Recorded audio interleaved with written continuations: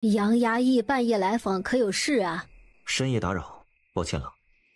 不过我时日不多，有点着急，想请柳媒婆明日帮我给一人下聘。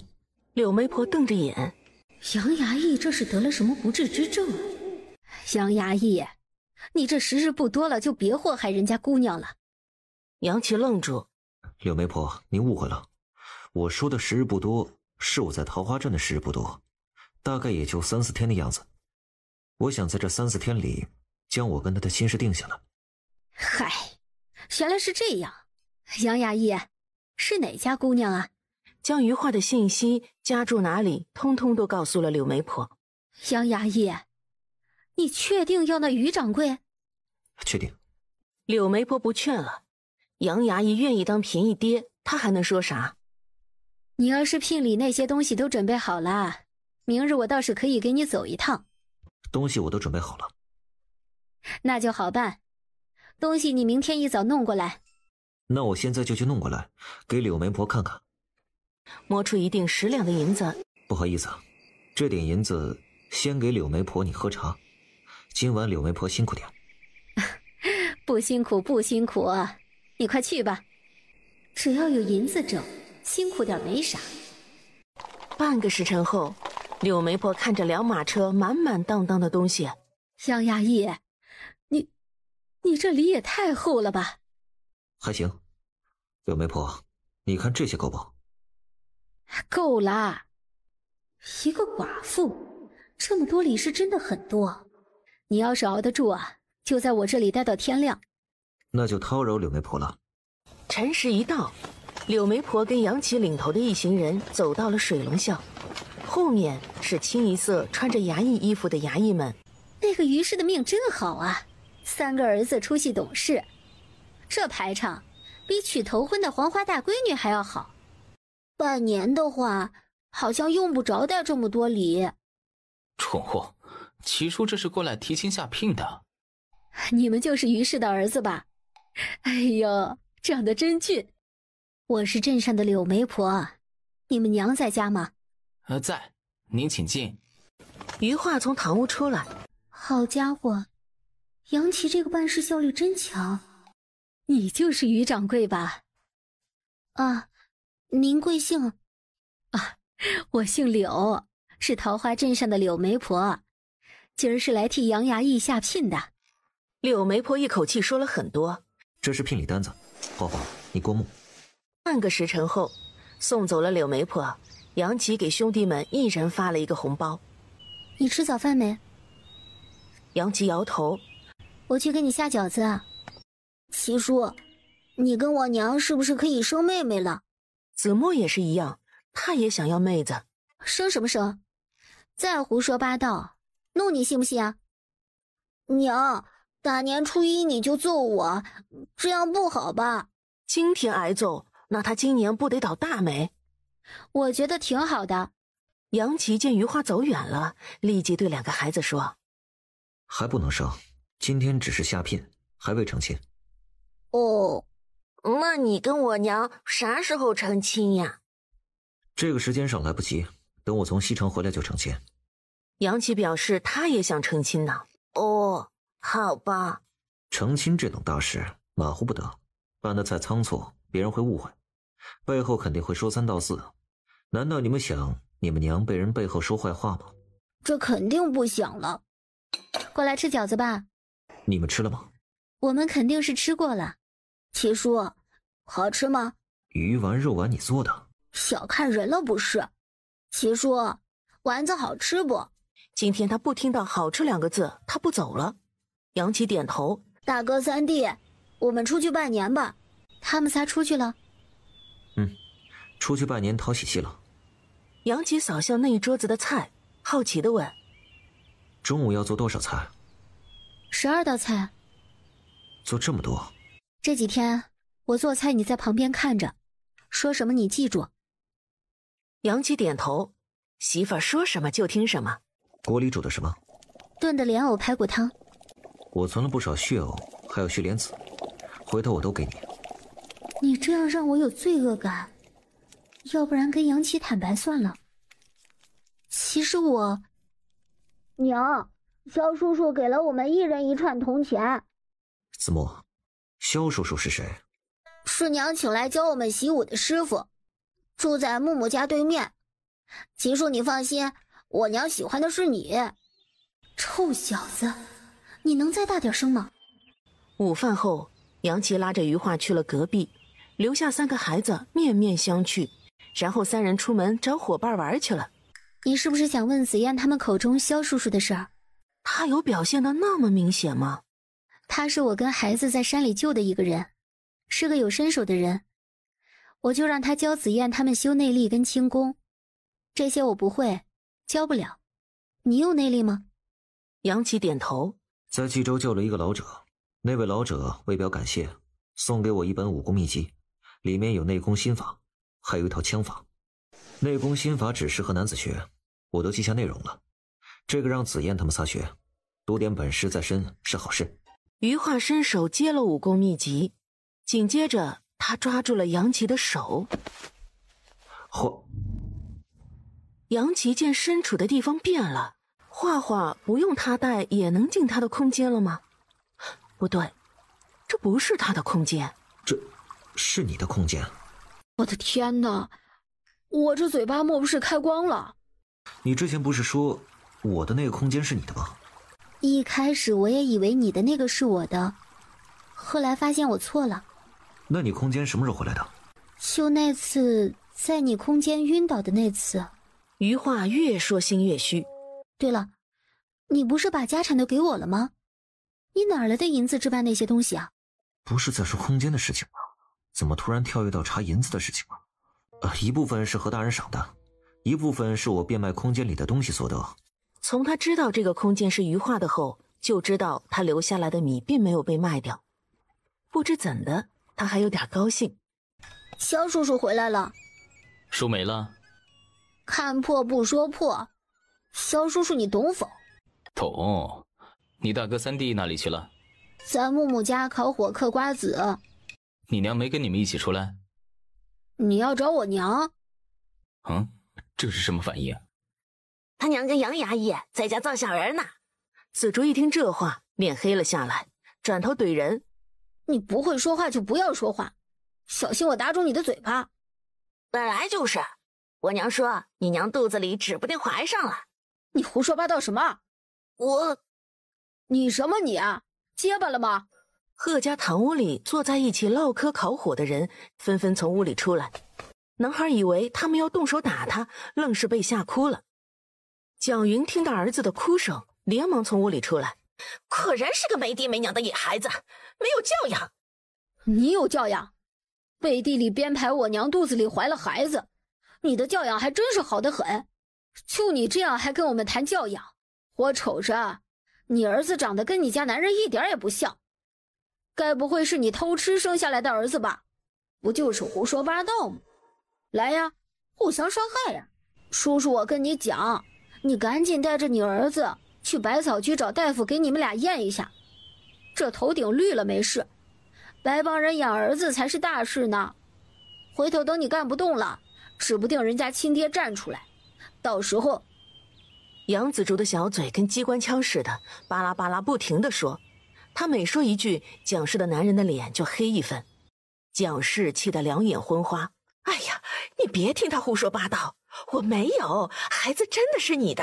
这蒋氏的话无疑是此地无银300两啊，不打自招了呀。蒋氏的男人火气上涌，抬起手就是一巴掌，狠狠地打在蒋氏的脸上。接着一手蒋氏，一手不知道是谁的种的儿子拽回了家。就这样？难道我瞎说对了？肖叔叔，我是瞎猫碰到死耗子了吧？可能吧。我的天哪，我这嘴巴莫不是开光了？嘴巴长在别人身上，我们管不了他是吃屎还是喝尿，但我们一定要管好自己。说完这些，就让3个孩子跟杨琪玩去了。翌日，陈修提着礼品过来拜年。陈修一来，余化让紫竹出去晃悠了一圈，将陈修来了的事情说出去。中午，余化做了一桌子好菜，陈修吃得很饱，也很满足。下午走的时候，余化给了他一瓶药，是加入水中能够辨认是否有血缘关系的药丸。巧了，陈修从余化家出来就被蒋云的男人拦住，询问可有法子辨认父子是否有血缘关系。陈修先是一愣，接着点头，然后1两银子1颗卖给了蒋云男人1颗药丸。蒋氏男人拿了药便回去验。陈修从门口过的时候，听到里面孩子哭、女人尖叫阻挠的声音。什么情况？于姑娘这是早就算到这人要那种药才给我的药吗？吓得陈修赶紧返回去。余化看着返回来的陈修问：怎么了？于姑姑，你这个药没问题吧？没问题啊，货真价实。你要是不相信啊，你可以拿回去跟你那2位哥哥试一试。兄弟姐妹之间呈现的颜色是绿色，父母与孩子是蓝色，隔代是黄色。那也就是说，那个人的儿子真不是他儿子啊？听着这话，是卖出去了1颗。你卖了多少银子？1两银子1颗。你得跟你叔好好学学，这等稀缺实用的药，你居然只卖1两银子1颗，你的心不会痛吗？不会啊，我又不知道用什么药制成。别说了，你可以走了。再说下去，他想揍陈修。啊，那我该卖多少啊？回头让你叔定，卖出去1颗给我1半就行了。那我回去了。快走吧。你之前是故意让紫竹出去传百草居陈掌柜侄子来的消息，对吗？坐在旁边的3个小子望着他们的娘，特别是紫竹。原来娘之前让他们是在钓鱼啊。1颗药不用解释，多省事儿啊。是不用解释，直接玩完了还解释什么呀？我这个人的心眼儿很小，你们千万别惹到我，要不然，哼。转眼就到了初6这天，原本计划初4离开的杨琪，硬是拖到初6才离开。找紫燕他们？我有点事情和你说。余化微愣。于掌柜在与柳帮主合作生意？没错，这些你不是已经调查得很清楚吗？于掌柜如何得知我调查过？妓院分2种，一种普通妓院，一种高级妓院。普通妓院是真的妓院，高级妓院就是铺着普通妓院干着收集情报的情报据点。哈哈，于掌柜一个农家妇居然还懂这些。之前开着汤馆的时候，那些汤客闲时唠嗑，听多了他们聊的话，自然也就懂了。这个理由萧逸峰无以反驳。不妨试探一下于掌柜。于掌柜可知试毒？知道。余化见萧逸峰睁大眼睛，在萧逸峰张口想说什么的时候，他又说道：3个孩子读书后，我也跟着学习认字，因做的一手好汤，有幸与百草居陈掌柜结拜为干兄妹。我那义兄送了我许多医书，其中一本是关于各种毒的描述，上面就有记载试毒的信息。萧逸峰看于掌柜不像是在说谎，莫非他们都猜测错了？我们的话题是不是有点偏了？于掌柜可知龟楼？萧逸峰答非所问。知道。书籍中记载，试毒就是出于龟楼，知试毒的人都知道，不是吗？龟楼背后是龟阁，我就是龟阁的人。余化微微蹙眉，这萧逸峰咋这么烦呢？他不想知道。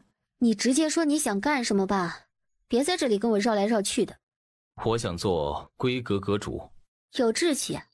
萧逸峰见于掌柜还在装傻充愣，继续道：难道于掌柜不想拥有一个为己所用的势力吗？你高看我了。龟阁16年前内部发生变故，至今都未平息，内力已经腐败得很厉害。只要能够找到能够解试毒的人，龟阁唾手可得。那你应该去找皇甫少主啊。找过。萧逸峰说完，拿了一个干净的杯子，划破自己的手掌，让血流进了杯中。这血里有毒，一种能够控制我们的毒。每年6月，上面会送药过来。曾经有人试着没有服药，第2天人就死了。而且死状非常惨。余化来了兴趣，伸手端着装有血的杯子。从颜色、气味上看，并没有异常。萧逸风听完，最后的希望也没了。之前说的话，就当我没有说过。说完起身。等等，你让我诊个脉。萧逸风的脚步一顿，犹豫了一下，最终坐回去，将手放在桌子上，手腕朝上。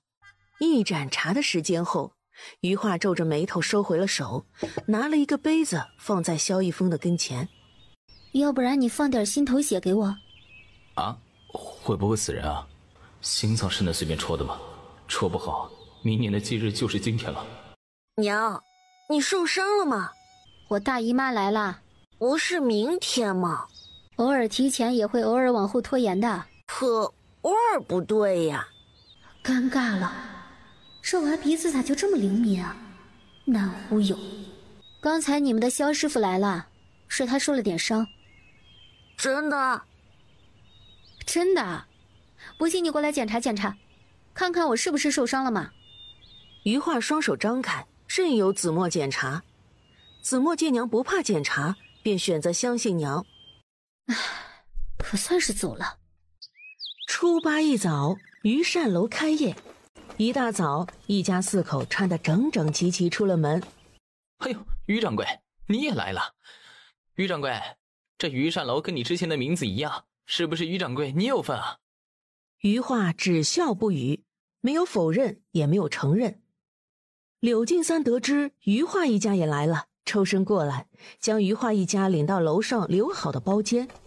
人都训练得不错，都很稳重。不过这样会不会大材小用了？余善楼里的伙计、掌柜全都不是普通人，他们都是习武之人。这让他想起了萧逸风跟他说的那些关于柳敬三的信息。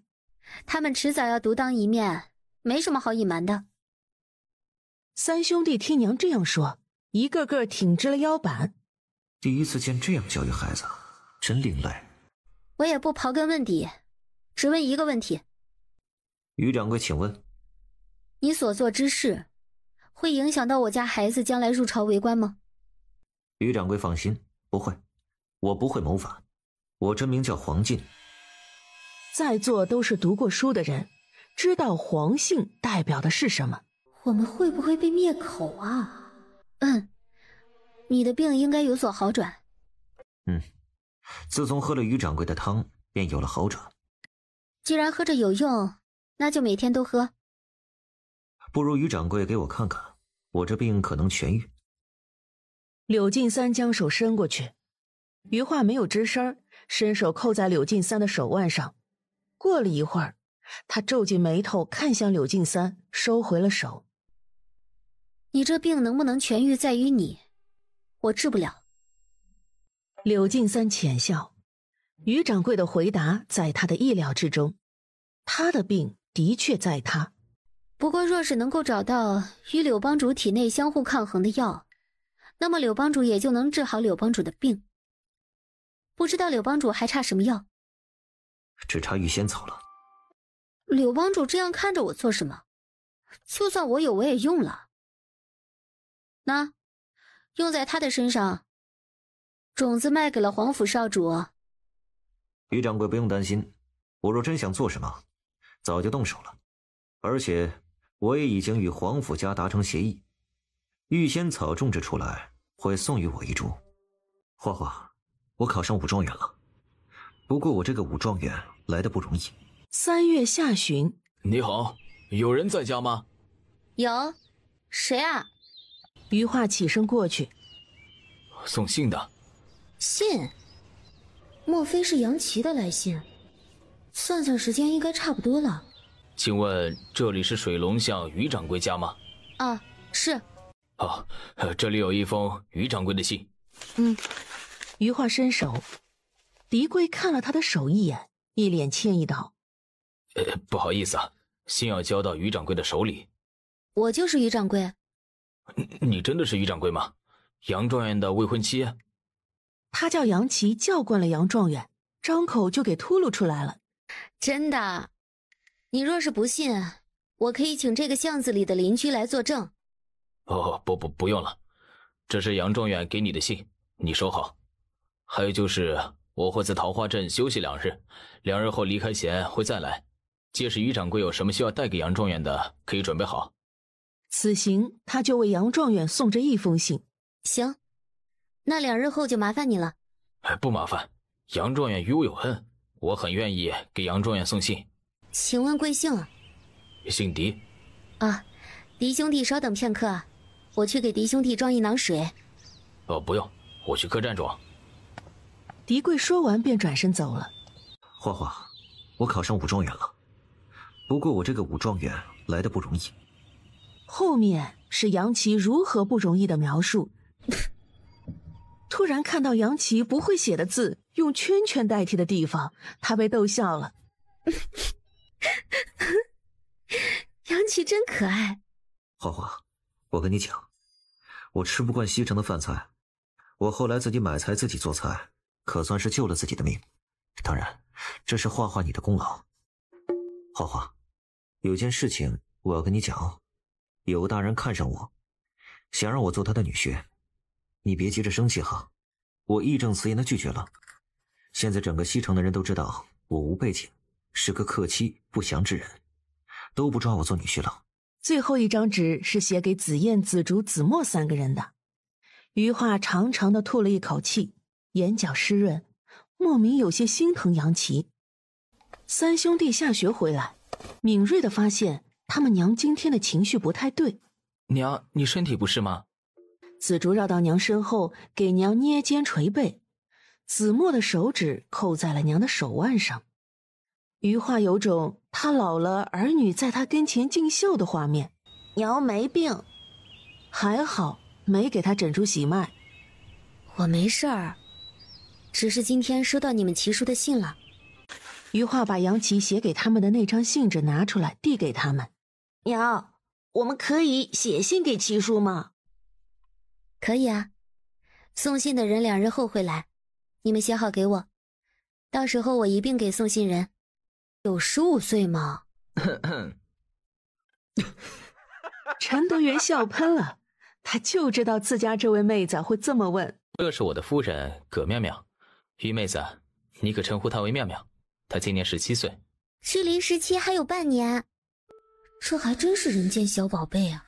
皇甫兄真有福气啊，娶妻如此，简直3生有幸。呸！差点没折她手里。嘿，花姐姐，你真好看，我好喜欢你啊！我也喜欢你。那花姐姐，我以后能天天来找你玩吗？不能。霍霍他就够了，绝不能再霍霍别人。那为什么不能啊？没有为什么，就是不能。你霸道。你欺负我，我要写信告诉爹娘。你是个骗子。离家时答应爹娘好好的，事事依着我，离家后就什么都变了。我想吐血。今晚你不准进房睡了。葛妙妙说完这句话，立即变脸，笑嘻嘻的过去挽着余化的手臂，变脸速度非常快，快到皇甫玉轩差点心梗。花姐姐，咱们进屋，我给你看我织的药丸。玉轩哥哥说你解毒方面很厉害，我有个毒方子制出来的药总是不对，不知道哪里出了问题。花姐姐，你给我看看好不好？余化回头看了一眼捂着心痛心疾首模样的皇甫玉轩，他笑得肩膀直抖。真是一物降一物啊，绝配呀！花姐姐你看看，方子看着没毛病啊，如果你不是量没掌控好，那就是制药过程中火候没掌控好。如果我猜的没错，你并不是对每种药都很了解。我只对自己感兴趣的药草了解，其他的不感兴趣的不太了解。那就对了，回去好好了解那些你曾经不感兴趣的药草，你的问题就不是问题了。听花姐姐一席话，如同醍醐灌顶啊！花姐姐果然如玉轩哥哥说的那般厉害，我要拜你为师。哎，千万别！你这一拜师，莫名给我提了一杯，回头黄甫兄见到我还得称我一声师傅，我多不好意思啊。想学不一定要拜师，一结金兰也可。再或许你生个闺女出来，嫁给他儿子也可。可以啊。葛妙妙盯着黄甫玉轩，玉轩哥哥，咱们现在回家吧，加快速度喝药。可以啊，走走走，现在就回家。大白天你俩节制点，保重身体啊。黑子，你停停呀，你要把我蛋跌碎了。哎呀，我的马来了。抱着脖梗就不撒手。高马驹吃草吃得好好的，突然被勒住了脖子，草卡在喉管咽不下去了，暴躁的不得了，抬起前蹄挥舞鸣叫，接着跑起来。紫竹被带倒，要不是他抱得紧，他准摔了。马场外的余化一颗心都提了起来，却没有进去阻止。看着反应过来的紫竹跃到马背上，他笑了起来。黑子，你停停呀，你要把我蛋跌碎了。你给我悠着点，真跌碎了，我送你进宫做太监。我就说说，黑子你走啊，你怎么停下来了？娘，他怎么不听我话？人有人性，马自然也有马性。你驯服了他，他自然也就听你的话了。想要他听你的话，那你可得费点心思了。晚间吃饭，紫竹埋头干饭。慢点吃啊，这么多又没人跟你抢。吃完我还要跟黑子较量较量，我还不信我治不了他了。你额头不疼了？这点疼算不得什么，血都没见到。这个家伙今晚不把黑子弄服了，估计是睡不着觉了。既然如此，那就随他了。饭后，紫竹干完属于他的活后就进了空间。黑子，你听好了，你要是不听我的话，我今晚就跟你耗一晚上。我这是造了什么孽？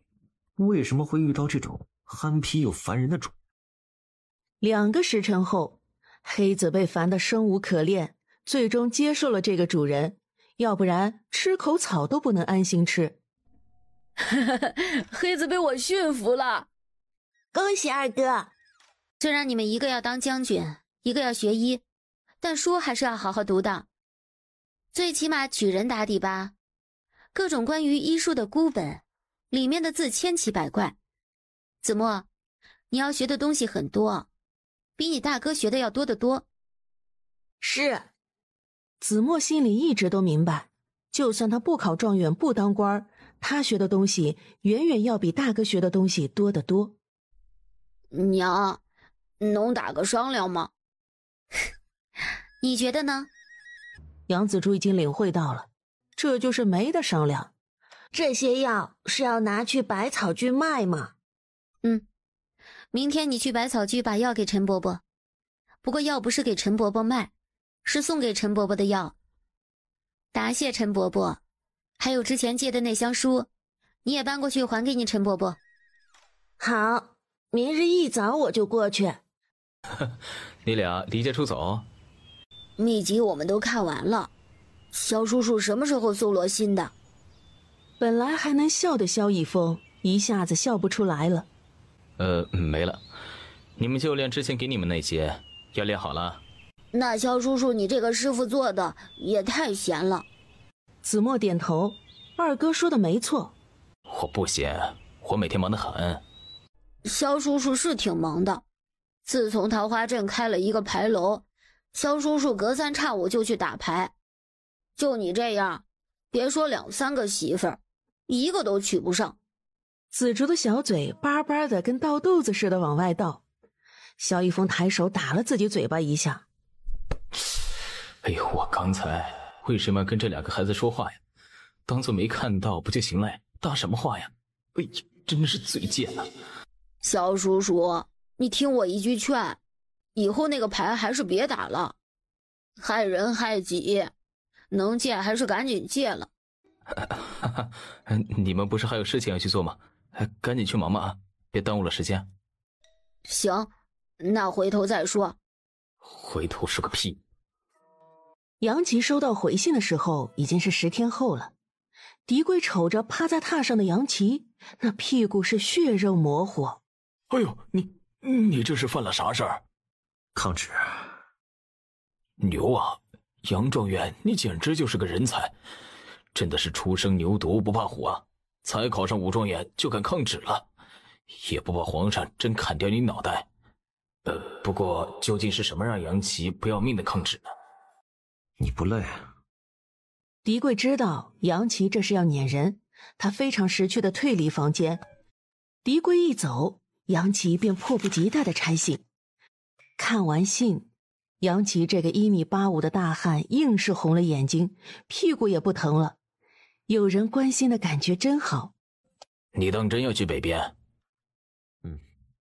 他是带着任务去北边，这一趟他必须去。我同你一起去，我如今独身一人，去哪里都一样。你帮我再跑一趟桃花镇。可以，你让我跟你一起去北边吗？到时候你直接去北城找我。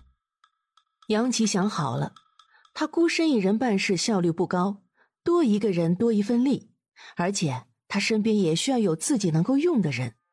那你写信，明日我过来拿。杨琪点头。这夜杨琪没有睡，写了一夜的信。如果我死了，画画可以喜欢别人，嫁给别人，但前提是我真的死了。4月15，余化看着跟前的狄贵，他愣了好一会儿才开口道：辛苦你了。于掌柜现在就进去看信吧，然后写封回信吧，我就在此处等着。余化眉头一皱，看来是发生了什么事情。他也不再客气，转身进去，边看信边摊开纸研墨。门口等着的狄贵等了差不多1盏茶的时间后，终于等到余化出来。包袱里面是我做的一些肉饼，还有一些药，1囊水，信也在里面。除了信，其他东西都是给你的。多谢。狄贵没跟他客气，接了东西后就走了。信中杨琪说：如果我死了，画画可以喜欢别人，嫁给别人，但前提是我真的死了。如果只是失踪，请画画等我，只需等我1年。1年要是还未有消息，那就……这话有点自私，但余化不反感。5月中旬，3兄弟回家没看到娘，但在书桌上放着一封信，信上面有1张100两的银票。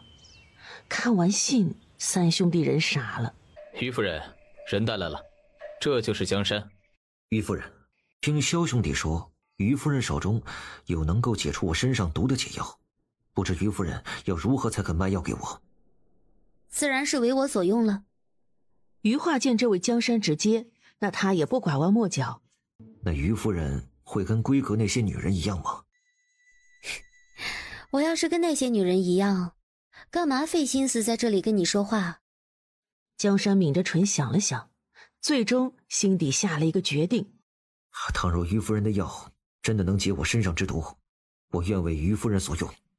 听完江山的话，余化没有吱声，他看了萧逸风一眼，后者立即会意，掏出瓶子倒出1颗药丸递给了江山。药目前只有10颗，萧逸风、萧清风，你1人1颗，还有7颗，剩下7颗怎么安排？你们自己安排。我要的是有用的人，希望你们不要浪费我的药。当然，你们拿了药后可以选择离开，不为我所用，但那绝对是你们的损失。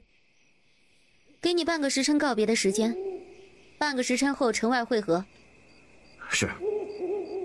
江山应了一声，接了萧逸风递过来的药，当着于夫人的面服下，然后转身离开了。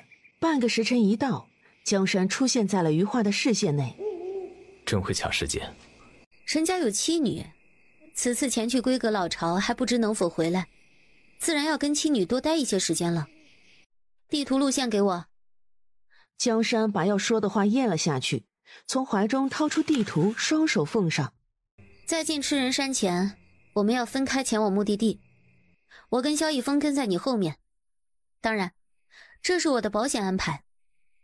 于夫人的安排很妥当，我听于夫人的安排。谁？我是来接应你的人，请现在跟我走。凭什么让我相信你？苗油拿出了规格令牌，江山走近看了看。抱歉，多有得罪，还请姑娘莫怪。别废话，赶紧跟我走。苗油语气很不好，江山不再吱声，收拾了一下，跟他离开了房间。二人离开后一盏茶，余化跟萧玉峰才跟上去。于夫人，这样我们不会跟丢吗？不会，跟着我走就行了。吃人山某个石壁前，萧玉峰看着前面没路了，转头看向余化。现在怎么办？余化没有理会萧玉峰，他眼睛扫在跟前的石壁上，最后他抬手放在了一块凸起的位置。萧玉峰震惊地看着跟前石壁上出现的门，咽了下口水后，紧跟着余化走进了这道门。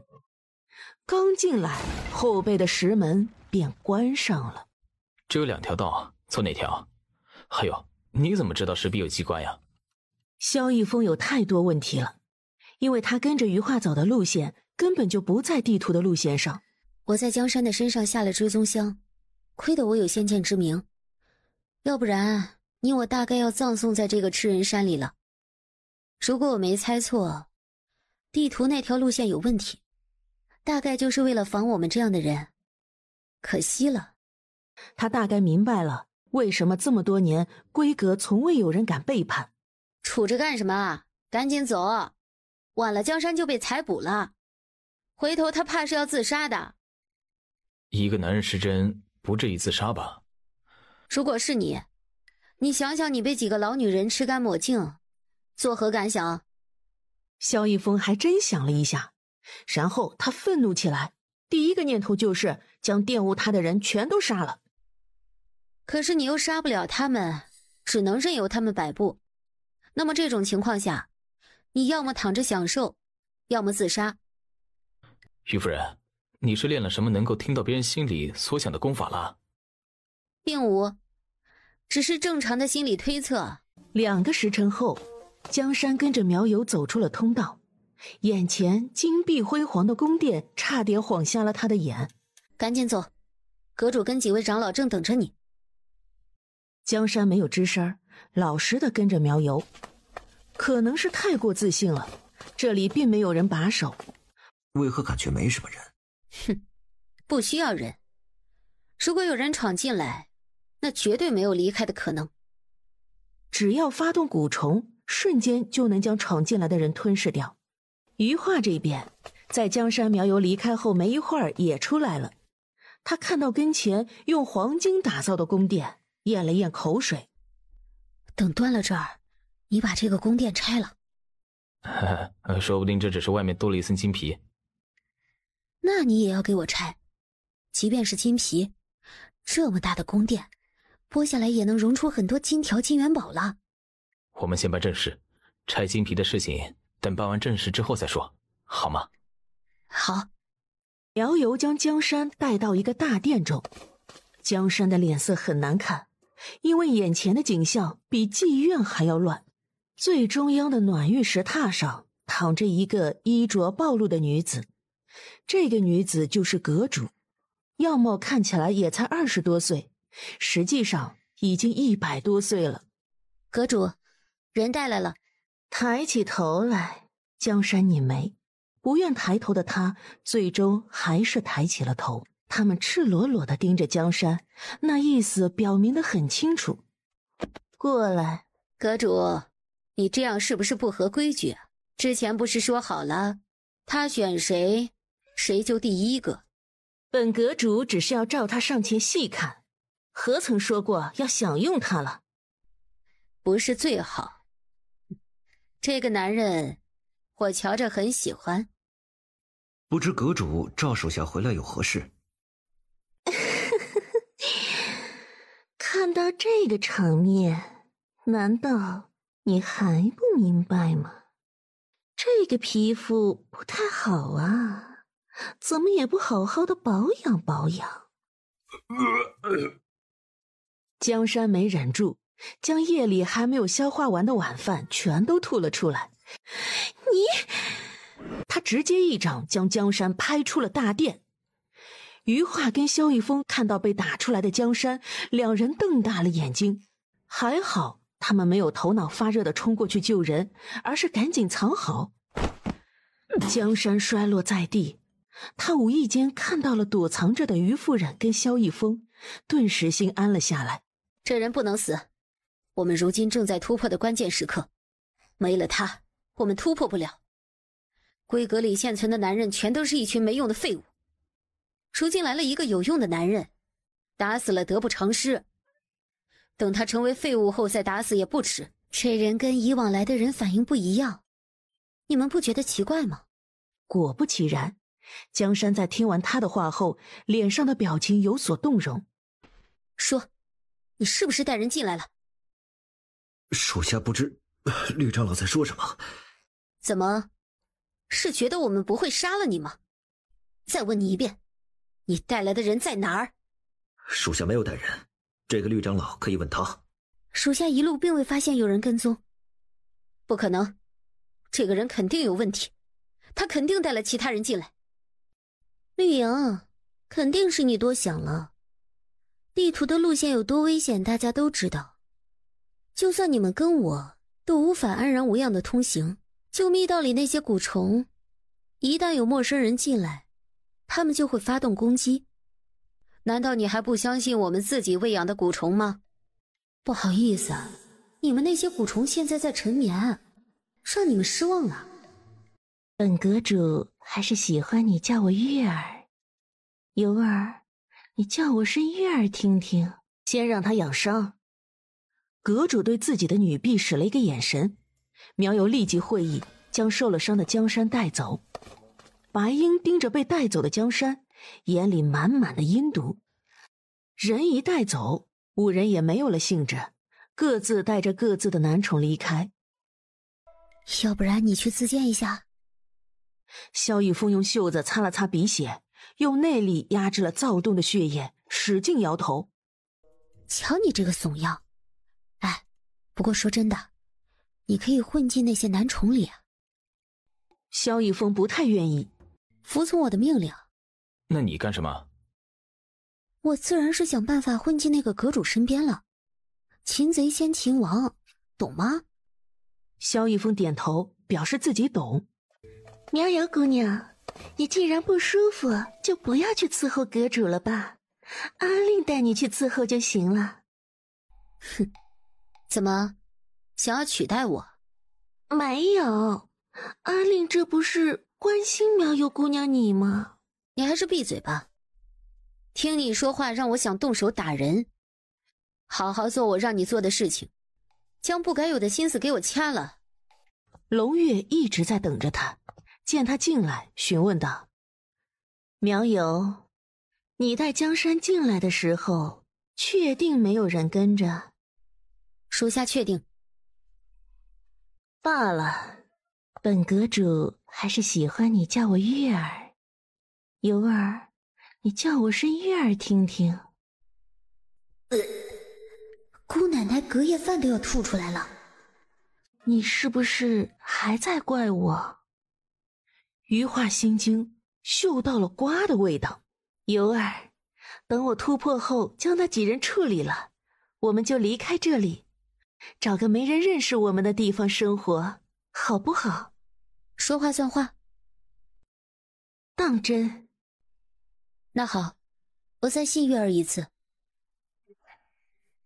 你先休息，我去给你做点吃食。好，尤儿辛苦了。他知道要做什么，因为他对苗游催眠过，都问了。一盏茶的时间后，啪嚓，龙月睁大眼睛，不敢相信地看向苗游，整个人软绵绵地趴在矮桌上。思来想去，我觉得只有将我们埋在一起才算是好结果。月儿，你觉得呢？好，听你的，我们埋在一起。余化过去，直接一刀抹了龙月的脖子。我现在大概知道葛妙妙为什么总是给你下毒了。7月，余化回到桃花镇。你最近吃了什么灵丹妙药啊？没吃灵丹妙药，葛妙妙的毒药倒是吃了不少。吵架了？你这是吵架了还是没吵架啊？明说啊，别在这里给我打哑谜。你要是来打哑谜，那你转身直走不送，我没空猜谜。我发现他喝避子汤。余化一时不知道该怎么接话了。你们女人什么情况下不愿意怀丈夫的孩子啊？不爱或许有不得已的苦衷，葛妙妙对你好像两样都占啊。你的意思是说她不爱我？大哥，你听人说话只听一半的吗？你就不能往好的想啊？或许他有自己的苦衷也说不定啊。他能有什么苦衷？这个问题你去问他，或许你自己去调查。问我怎么知道？你还是问我知道的吧。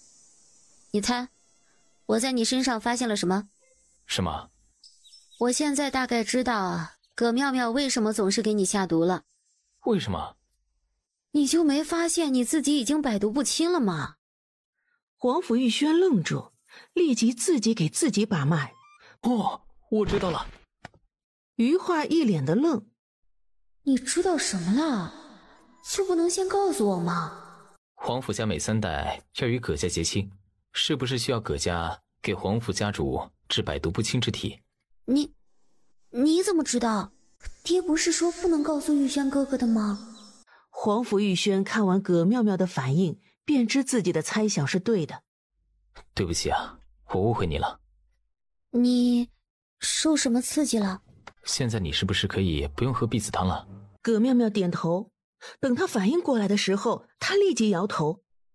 要喝的。确定？确。葛妙妙确了半天都没有确出来。玉轩哥哥要是没有别的事情，那我就去忙了。适度，别累着。咱家进贼了。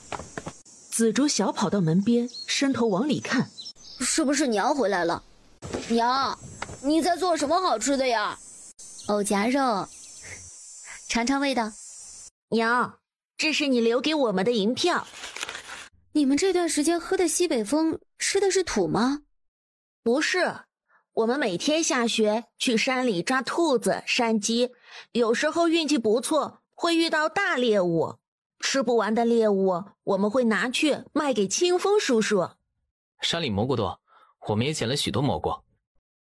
你们很棒，可为什么不用这100两啊？不知娘何时归，银子留着应急。我们既然学会了本事，那就应当拿来用，既可果腹又可锻炼，两全其美，何而不为呢？不知不觉中，紫嫣又长高了不少啊。再过2年，该比我高了。去洗手吧，一会儿紫竹那个家伙吃太快，你都吃不到几个了。紫燕点头。柳进三得知余化回来了，一早便上门，在巷子里与萧逸风碰到，然后2人一起去余化家。柳帮主找我有事。新宠。柳帮主这是生意做多了，也学会开玩笑了。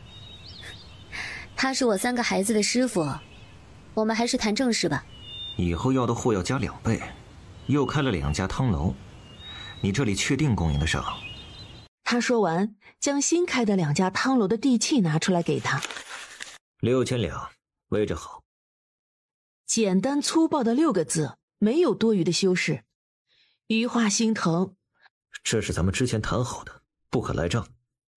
我同你一样，现在是投入阶段，等年底的时候，你就有银子进了。我没有想赖账，我就是现在手头有点紧，缓2天给你。行，就算你不给也行，回头我直接在年分红里扣，不过要多扣应扣中的1成。心好黑啊！我明天就能凑齐，我给你送过去。今日过来除了这件事，还有一件事情要跟你说，我也搬到水龙巷了。没什么事情的话就请吧。萧逸风见柳进三离开，立即跑过来。我来就是想问楼主，咱们百鬼楼老巢建在什么地方呀？还有那个建楼的银子，楼主你要给。百鬼楼建在龙山深处，人、材料，你准备好后再带过来交给我。记住了，找来的人你要提前跟他们说好，到年前才能回家，工期4个半月。要找多少人，你自己琢磨。那买材料的银子，你先垫着，回头用了多少来找我报销。好吧。花花，我大概要过几年才能去娶你了，我还得在这个地方待上好几年。你干脆抹点猪油得了，都那么亮了还擦，你还要擦到什么时候啊？光亮一些用起来才丝滑嘛，万一那里起了毛刺，一缩了还不得扎手啊？乔姐，你的针线活是越来越好了，给我也做一双鞋呗，我要那种带花的。给你做，我给你绣鸳鸯。哎，杨琪有给你写信吗？请问这里是于掌柜的家吗？余化刚要回答乔姐说没有，送信的人就来了。我就是，请问你是何人？这里有你的信。送信人将一封跟书本一样厚的信递给余化。我回去了，你慢慢看啊。花花，我好想你。北边太冷了，晚上怎么睡都睡不暖和。这里常年大雪纷飞，没有春夏秋，只有冬天。我不喜欢这里，我还是喜欢咱们桃花镇。花花，我大概要过几年才能去娶你了，我还得在这个地方待上好几年。你会等我的吗？我不管，你得等我。你要是不等我，我就算了，打也打不过，反正你就是要等我，到时候我一定风风光光八抬大轿娶你，或许你八抬大轿娶我也行。余化无语，他理解杨琪，看到杨琪这么努力，他自然也不会懈怠，将信收起来，然后出门。今日是什么风将于妹子吹来了？找你自然是想跟你谈生意了。难得，听于妹子这话，想来应该是新的生意。我也不跟你拐弯抹角。飓风银号，想必你应该知道，飓风银号兑换给别人的金银有问题。于妹子，你不会是想搞飓风银号吧？奉劝你一句，别去搞。飓风银号背后的人你惹不起。以前惹不起，现在或许惹得起。余化喝了2口茶，见柳晋三不吱声，他心里有了一个大胆的想法。刘帮主，那位有没有给你派什么任务啊？比如趁此机会拔了飓风银号，取而代之。柳晋三瞥了一眼，余化秒懂。柳帮主当我今天没来过，告辞。既然来了，喝完这杯茶再走也不迟。嗨，我想起来我厨房锅里还炖着汤呢，一会儿烧干了锅炸了，那就不好了。茶有的是时间喝，以后再喝。余化说完，一点也不慢地走了。这个女人挺有意思，现在回想起来，自己当初应该应了二狗子，有这样的女子做妻，想来日子不会无聊。可惜啊。天哪，西城的大家闺秀好勇猛，好猛了，好吓人呐！娘，夫子让我们明年参加考童生的测试。那你们什么想法？我想去。紫燕表明了意思，说完看向2位弟弟。我也去。紫竹，你不想去吗？我想去，可我怕我考不好。既然想去，那就去，考不考得好是其次，你尽力就行了。我去，娘你放心，我肯定会给你考个童生回来。不是为我，是为你自己。虽说你的目标是将军，但我还是希望你考个举人。有这层身份，以后你的将军路会平坦很多。好，我听娘的。你们娘哪里去了？不知道。柳伯伯，你找我们娘有什么事吗？这都快过年了，她还往外跑。娘说过几天就回来了。柳伯伯要是不急的话，可以等几天我们娘回来的时候再来。中午你们吃什么？柳伯伯，你是要请我们吃饭吗？就不能是我在你们这里蹭饭？柳伯伯，你好意思吗你？有什么不好意思？你不是一直在学做菜吗？我品尝品尝，给你评价一下。柳晋三厚颜无耻。我出肉。好，成交。喝酒吗？作为一个男人，怎么能不喝酒？以后进官场，难免会碰到应酬。你若酒量不好，你很容易着道。我不去应酬便是。有些应酬不是你想拒绝就能拒绝的。打个比方，若皇上设宴，你去还是不去？那肯定要去，抗旨不遵会被砍头的。你肯定以为在皇上的宴会上不会有事，那你就大错特错了。柳晋三将以往各种事故说给紫燕听。天哪，西城的大家闺秀好勇猛，好猛了，好吓人呐！这还带生扑啊，太可怕了。可不是。那有人扑柳伯伯吗？没有。柳伯伯，你长得也不丑啊，怎么会没有人扑你呢？自然是你柳伯伯看起来是个短命鬼吧。柳伯伯，你别灰心，你现在一点也不像短命鬼，以后肯定会遇到你心仪的好姑娘。借你小子吉言，争取明年给你们找个伯娘。那后年是不是生妹妹啊？想要妹妹，让你们娘给你们生去，别打我的主意。我要生就生儿子。切，生儿子是讨债鬼。哇，这个酒闻着味儿都好闻，喝起来肯定也好喝。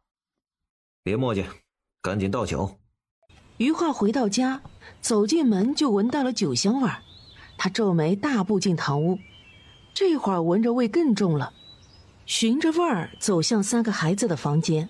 三个孩子横七竖八地躺在床上，等他知道让三个孩子喝醉酒的人是谁，他一定将这个人塞进酒缸里泡着。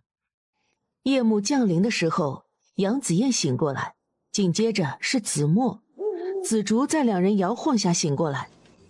天哪，我们这是睡了一下午吗？柳伯伯的酒后劲太大了，喝的时候没感觉，喝完了之后酒劲竟然如此大。紫燕揉了揉有些不适的头，子墨也是一样，他以后再也不喝了。我觉得酒这个东西，咱们以后还是得练练。这要是以后还跟现在这样，别人害我们一害一个准儿。不喝不就行了？谁还没个怪脾气？我做那个怪人就是，次数多了就不会有人叫我喝酒了。你这样会没有朋友的。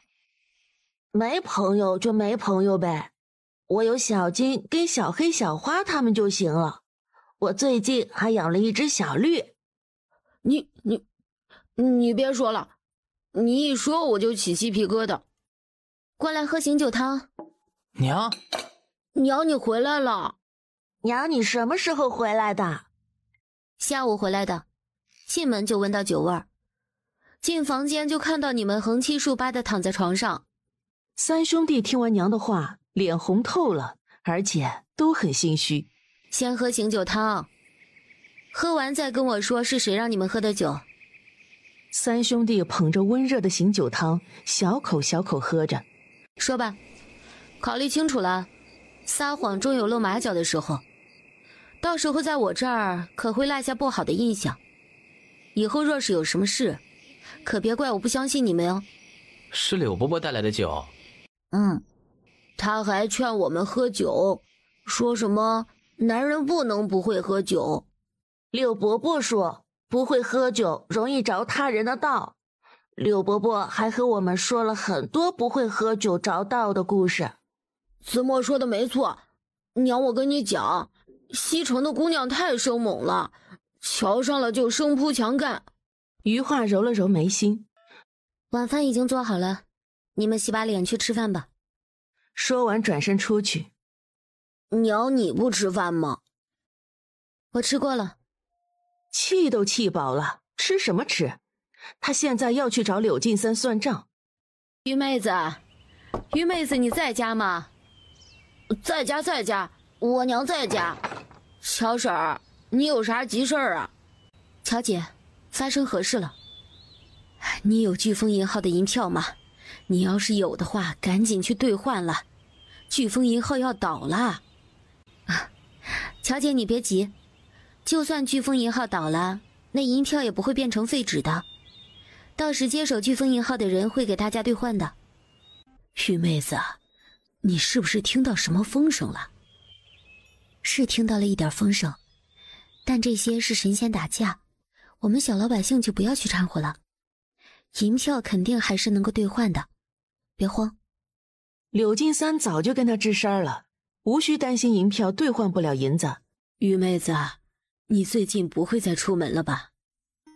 还要出门一趟，那到时候让3个孩子上我家过年。谢谢乔姐，我会过年前回来的。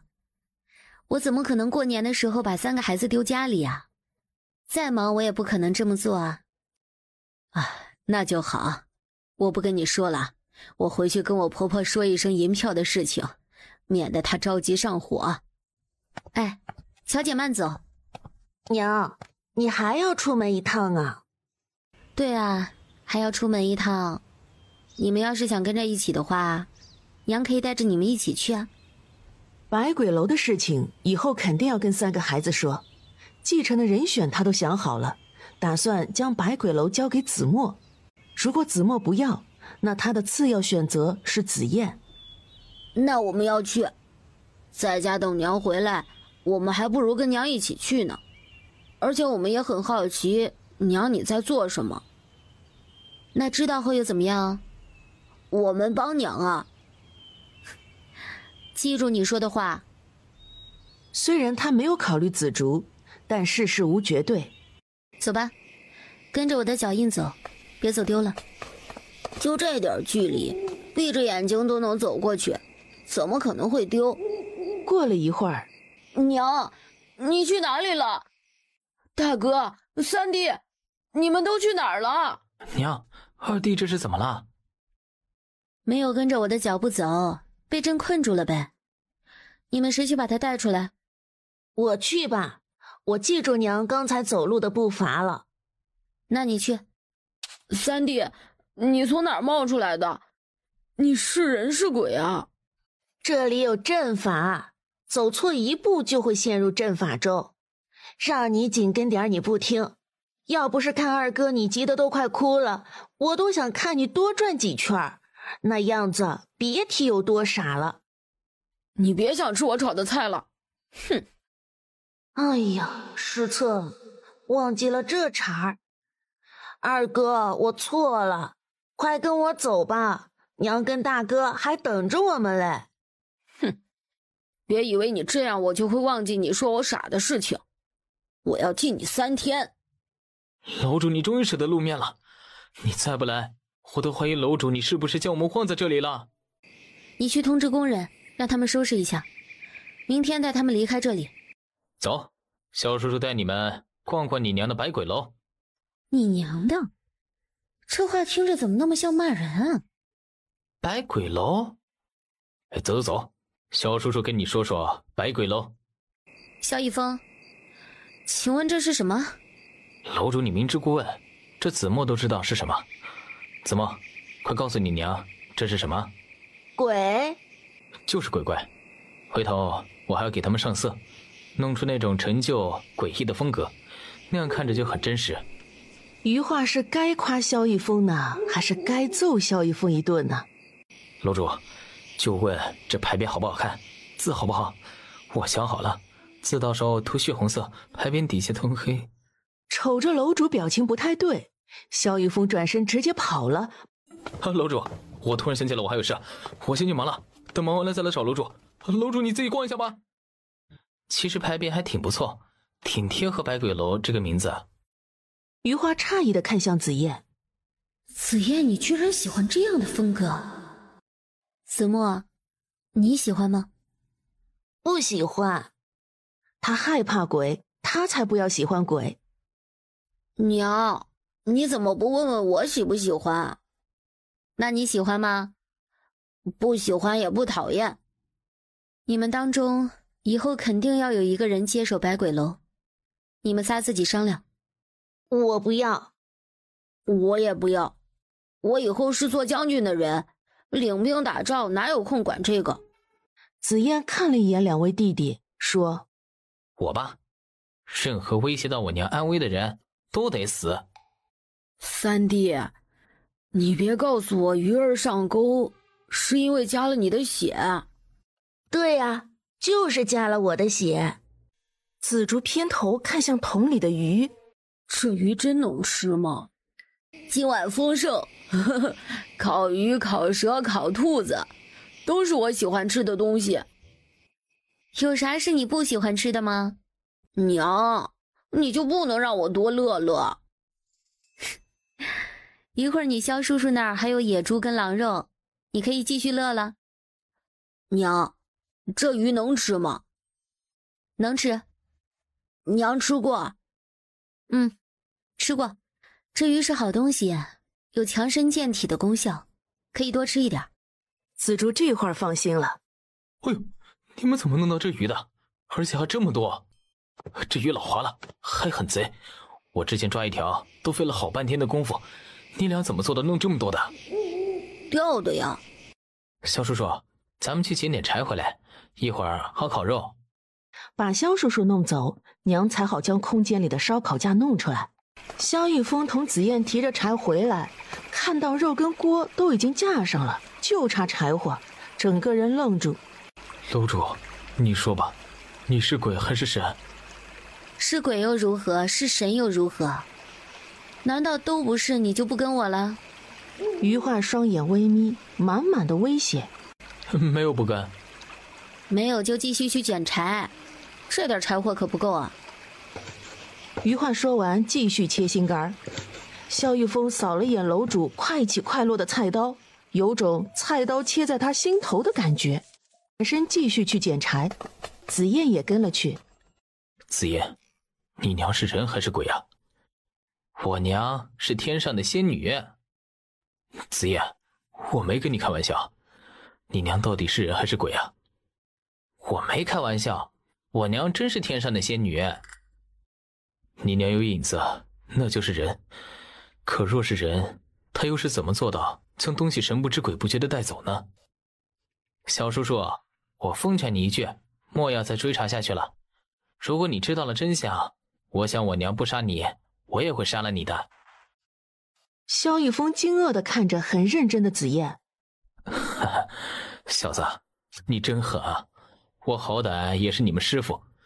俗话说，一日为师，终身为父。你杀为师不妥吧？任何威胁到我娘安危的人都得死。行，我不追究了，就这样稀里糊涂的过也挺好。话说，你们三兄弟以后谁接手百鬼楼啊？我。萧逸峰沉默了。紫嫣侧目看沉默不吱声的萧叔叔，浅笑着问：萧叔叔觉得我不行吗？没有，你行，你很行。就你刚才说要杀我的那狠劲，就特别适合当百鬼楼的楼主。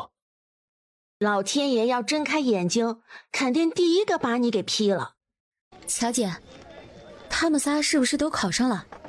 三兄弟一听娘的话，眼睛望着乔婶儿。对呀，一门三童生，史无前例呀！你不知道啊，刚公布名单那会儿，得知这三个小童生是三兄弟，一个个都在打听三兄弟家的住址，还有领着不知道从哪里请来的媒婆来的。可笑的是，有人知道我跟你关系好，居然打我家木木的主意，我家木木差点不保。这些人也太疯狂了吧，不就是童生吗？又不是状元。一个童生不算啥，但一门三童生就算点东西了。三个里总有一个人出人头地吧？一人得道鸡犬升天，这话听过吧？说白了，他们就是在赌，赌赢了以后吃香喝辣，赌输了也没啥损失，不过是赔了一个闺女。最烦的就是这种不把女孩当回事的人。我也烦，乔姐莫气，不值当的。你说的没错，不能生气，不值当。啊，你们才回来，赶紧回去洗洗休息，我去买菜。辛苦乔姐了，我很快就会处理好这件事的。回到家，娘四个进空间洗漱，改头换面出来。这个时间书院还未下学，你们去书院一趟。好。你们仨回来了。蔡叔好。下午刚回来，洗漱换了一身衣服便过来了。那你们可知道你们考试的结果？知道，我们都考上童生了。不远处，小吃铺子里蹲守的妇人听到紫竹的话，眼睛一亮，连忙起身过去搭讪。书院重地，闲杂人等不可进入。我是那3个孩子的外婆。外婆？三兄弟脚步一顿。什么外婆？我看你就是想跟这3个强行搭上关系。别以为老夫不知道你们存的什么心思。哎呀，我真是他们外婆，他们娘田翠田禾就是我闺女。大哥，我去。子墨阻挠大哥，抬脚走过去。我们没有外婆。你这孩子胡说八道什么？我就是你们外婆，你们娘田翠田禾就是我闺女，我咋就不是你们外婆了？孩子都说了，你不是他们外婆，你这人脸皮咋就那么厚，还死缠烂打了？是不是想进衙门吃板子？我的确是他们的外婆，他们娘死了，带他们的是后娘，瞧把孩子教得不认亲外婆。哎呦，我的老天爷呀，你睁开眼睛瞅瞅吧。老天爷要睁开眼睛，肯定第一个把你给劈了。结果再次被打飞撞墙的田大川疼得浑身颤抖。你这孩子怎么能说出这么大逆不道的话？你怎么能这样咒亲外婆呢？不是我咒，而是你应得的天谴。我们娘，也就是你的女儿田翠田禾，明明是你卖给我们爹的，一个女儿50两嘞。吃瓜众人一看田氏的反应表情，就知道这孩子说的是真话。以为这样就完了吗？我大姨就是让你给害死的，还有我娘也是。你胡说八道什么？田氏抬手打向了子墨的脸，子墨刚抬手，蔡叔先他一步将人推了出去。哎呦喂，外孙打外婆了，后娘！滚你娘的外孙，老夫没你这么糟心恶毒的外婆。打人的蔡叔脸都绿了，活了半辈子，他是头一次有人自称他外婆。我娘跟我小姨死前，你都找过他们，在你走后，他们就心里有事，寝食难安。至于你说了什么，我们3兄弟不想去追查，买卖就是买卖，你既然将我们娘给卖了，那就断了，也别用亲情伦理来绑架我们，因为你不配。如今你们见我们都考上了童生，就知道过来认外孙，请问你们哪来的脸？就是，要不是我们现在的娘，我们仨现在指不定坟头草都老高了。呸！恶心死了这个老娘们儿，赶紧滚，要不然老娘抽你！谢谢大娘大婶，谢谢你们。谢谢你们。他肯定还会找你们。蔡叔放心，我们娘早就防着了，她翻不出什么浪花来。你们娘连这个都想到了，她还真是料事如神。不过这样的话，我就放心了。赶紧进去吧，见了院长，跟你们夫子早点回去，把今儿这事儿跟你们娘说说。3兄弟点头，跟蔡叔道别后就走了。哎，就是这里了。田大川上前捶门，捶得砰砰直响。谁呀谁呀，把门捶坏了你赔。看到门口的田氏时，脸当即拉了下来，毫不客气地将要进门的陌生男人推出去，用了点内力。紫竹冷眼看着，此时的他哪有平时的憨样？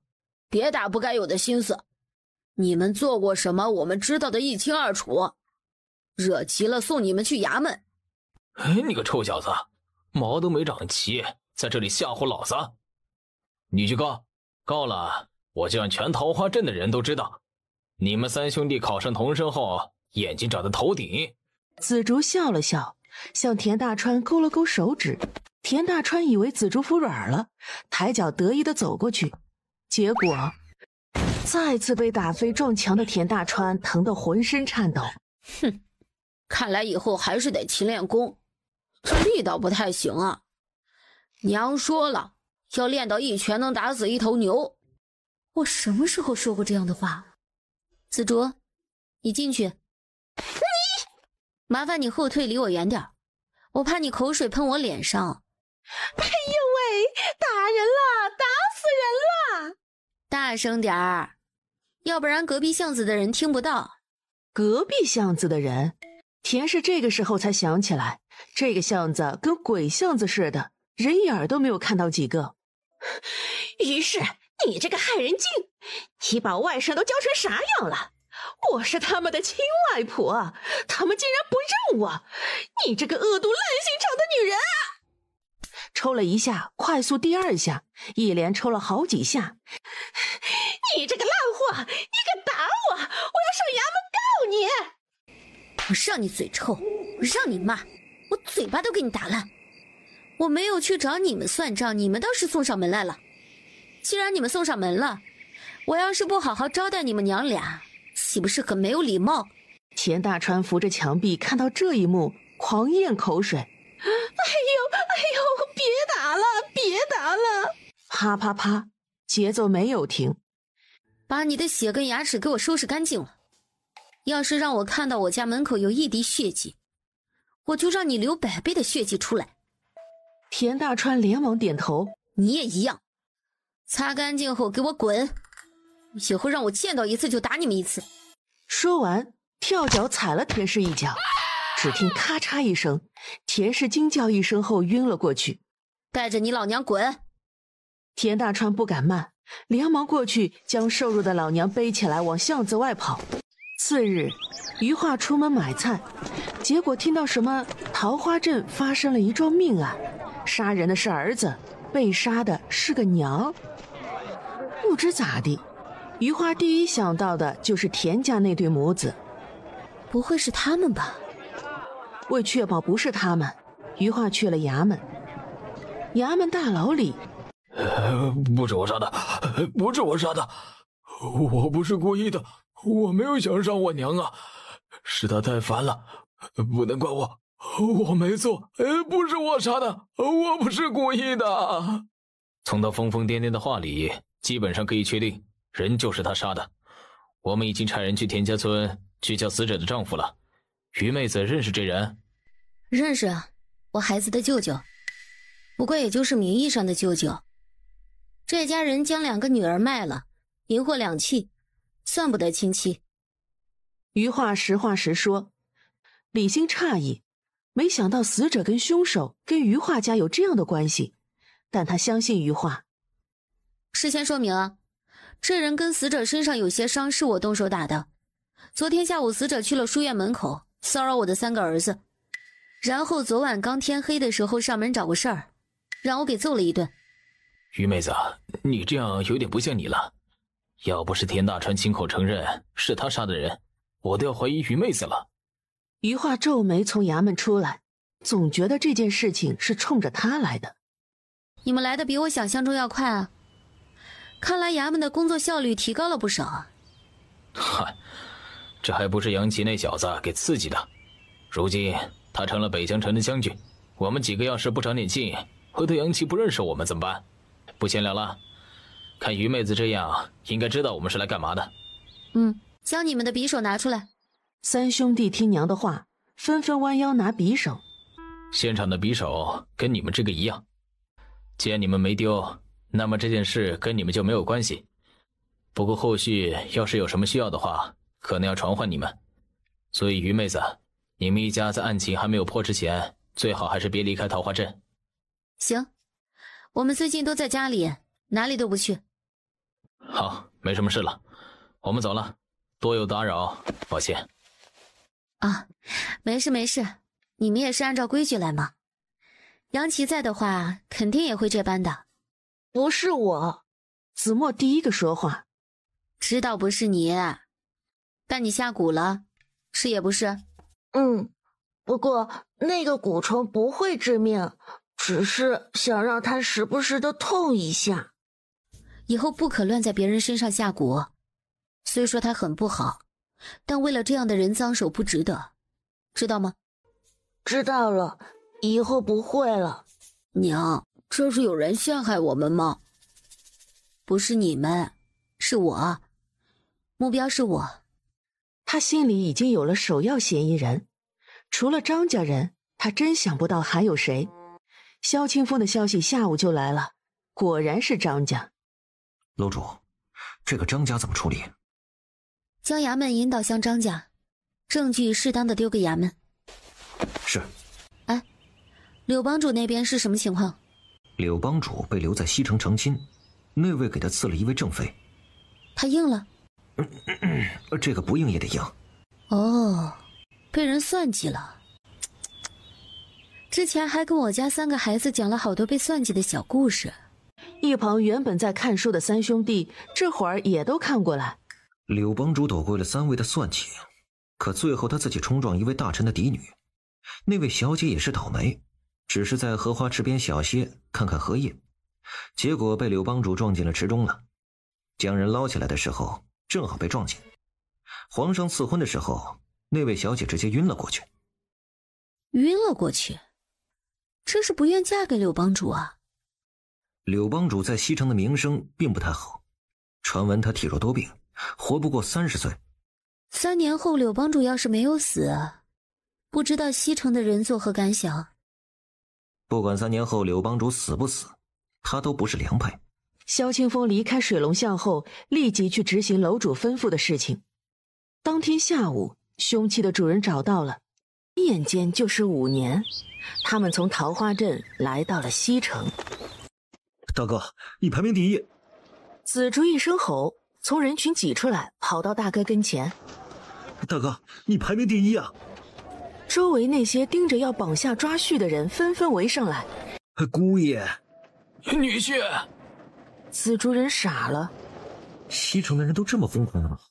眼看着这群人要抓到紫燕，紫燕用内力一震，将图谋不轨的人全部都震开，冷眸扫了一眼跌倒在地的这群人。我已成家，各位若是愿意让令千金做妾的话，倒是可以找我娘排队登记一下，届时我看画像选人。紫燕成家了？什么时候的事？为什么我不知道？来绑下抓婿的人都是有头有脸的，哪能让自家的闺女做妾？一个个愤怒地瞪了杨紫燕一眼，转身去抓绑二。妹子，我家闺女愿意做妾。啊，我家一夫一妻制，妾这种不允许存在。余化看向紫燕，他顺着紫燕的目光看到人群外远处在马车旁边的一位妙龄姑娘。咋的？瞧上那个了？要不为娘去给你打听打听是哪家姑娘，回头咱们上门提亲去。不过这个姑娘长得有点眼。哎，你干啥去啊？你娘我还年轻，不想过早带孙孙，你苟着点成不？哎，娘，我只觉得她像婉婉，想过去问问是不是。嗨，你这么一说，我倒是想起来她为什么眼熟了。我也觉得她像婉婉。哎，人嘞？走了？走啦。没关系，以后我们就住西城，有的是机会见。榜已经看了，赶紧回去吧。这群人太可怕了，婚姻大事居然这般儿戏。身为他们的女儿可真是不幸啊。娘放心，以后我们家的女孩肯定是宝贝疙瘩。对，宝贝疙瘩。齐叔要回西城了。子墨突然来了这么一句，他说完看向娘。就是娘如今30了，还能生妹妹吗？你看着我做甚？大哥，你还是快找个姑娘成亲吧，给我生个小侄女儿。滚远点。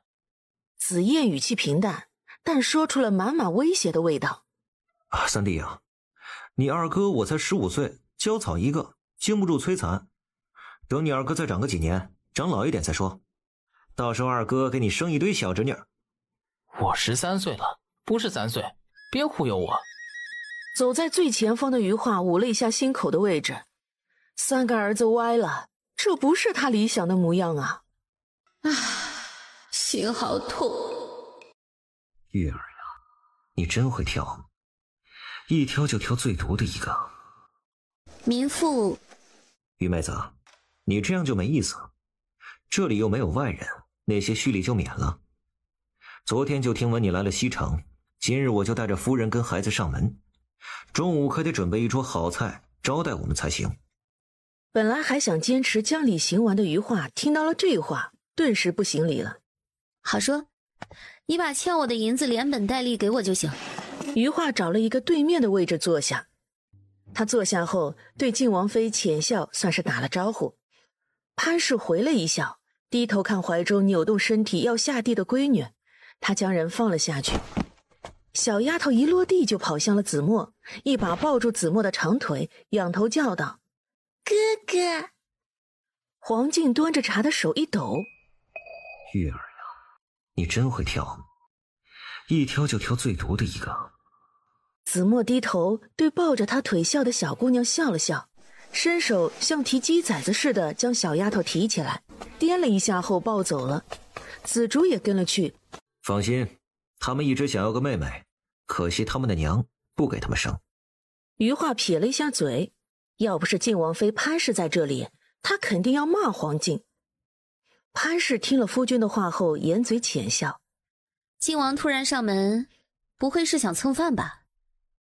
于妹子，你说对了，就是想来你这蹭饭。于妹子这次来西城，就定居西城了吧？看情况吧。杨琪不久后就会回西城，你们俩的喜酒是不是可以喝了？看情况吧。余化又是这句。王妃同我一起去看看孩子吧，我们女人家说说话。好。子燕，招呼好靖王。余化说完就起身带着潘氏走了，留下大眼瞪小眼的靖王和紫燕。今日是放榜的日子，你考得如何？榜1。了不起。没什么了不起，说子墨不是年岁不够，这次的榜首就是他。你今年18了吧？还未满。那也算是18，该娶妻了。不急。这不是你急不急的问题，等你被定为状元，你若未定亲未成亲，西城那些家中有适龄姑娘的大臣会时时刻刻盯着你。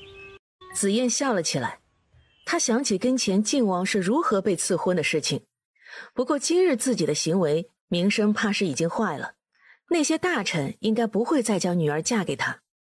你看起来一点也不担心。今日被绑下抓去的时候，我已经告知大家我已娶妻，并且什么？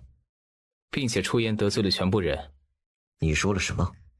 靖王去打听打听就知道了。请买票。朕也要买票。将言吩咐，除了参加考试的人不用买票，其余人通通都得买票。杵着干啥？掏银子买票。父皇，儿臣也没带钱袋。太子一脸尴尬，就是不想花钱才特意跑过来跟父皇一起的。他回头看向身后的大臣，立即有人上前帮皇上跟太子买票。其他大臣见皇上、太子和邱大人进去了，他们也赶紧掏钱买票。余化早就来了，位置是最好的位置。紫竹在下面跟那些参加考试的人一起，子墨没骨头似的趴在看台前的长桌上。江北安排好皇上后过来这边。楼主，皇上跟那些大臣来了，少楼主也在，属下将他们安排在了隔壁。派人盯着点，在我们百鬼楼眼皮底下，可不能让皇上出事。这要是出事了，百鬼楼的威严就会大打折扣。皇上死不死不重要，重要的是百鬼楼树立起来的威严。不过有紫燕在，想来就算有人混在大臣中，也伤不到皇上。楼主这话若是让隔壁那位听到，指不定能够气死。皇上要是这么容易被气死，早就被他那些大臣气死了好多回了。娘，你说二哥能拿第一吗？